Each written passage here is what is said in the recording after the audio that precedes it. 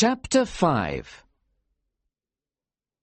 Of course, it was not very soon before I met Kurtz. The journey up the river took 2 months. It was like travelling back in time to the beginning of the world, to a time when there was just forest and trees. The river was wide but shallow, so it was always difficult to find the deep channel for the steamer. There were little islands of sand in the middle of the river, and there was the constant danger of running aground on them. Sometimes the steamer did touch the bottom of the river.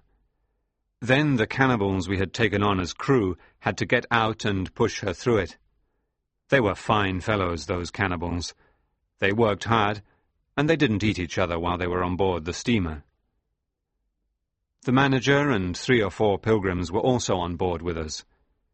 We drifted together through that huge silence, surrounded by millions of great trees.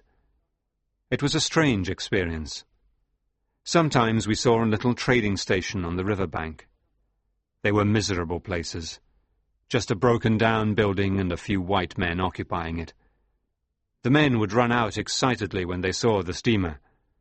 They called out to us, and the men on board would shout out the word "ivory" a few times.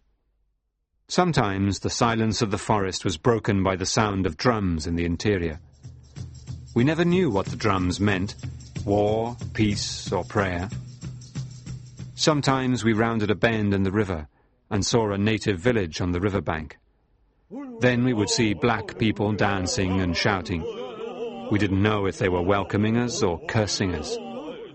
We would watch for a few minutes until the steamer rounded the next bend and the village disappeared from sight. We were in the middle of this huge, primitive world, and we didn't understand anything about it. We had no way of understanding the people or the way they lived. Everything seemed ugly and frightening to us, but at the same time, the people were like us. It was that common humanity that excited me. The steamer's fireman was one of the savages. He came from a cannibal tribe, and he had ceremonial scars on his cheeks. But he had learned something from us. He watched the steam gauge and the water gauge all day, and he knew what to do when the pressure changed. He was good at his job, but I don't think he understood anything about it, really. I think he saw the boiler as an angry devil that would surely explode if he didn't watch the gauges properly. About 50 miles from Kurtz's station, we saw a hut on the riverbank. There was a flag flying from a stick nearby and a neatly stacked pile of wood. We came in closer to have a look, and there was a message on the firewood. The message was for us. It read, "Wood for you. Hurry up. Approach cautiously." There was a signature, but we could not read it. It was not Kurtz. The name was a much longer one. We tried to work out what the message meant. Hurry up. That seemed to indicate there was trouble further up the river. Something was obviously wrong, but we didn't know what it was, or how serious it was. And then, approach cautiously. What could that mean? I found an old book in the broken-down hut. It was an English book about seamanship, full of calculations and tables. The book was about 60 years old.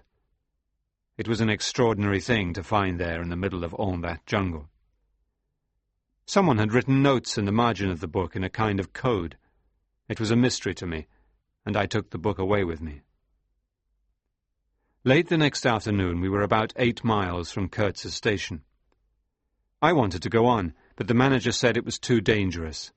He said the river was difficult there, and he reminded me of the message to approach cautiously. He said he would rather arrive in daylight. I put the steamer in the middle of the river for the night, and we anchored there to be safe. When the sun rose in the morning, we were surrounded by a dense white fog. It was very warm, and we couldn't see anything. The fog suddenly lifted, and we saw the trees on the river banks. I gave the order to raise the anchor. As the men were pulling up the chain, the fog came down again.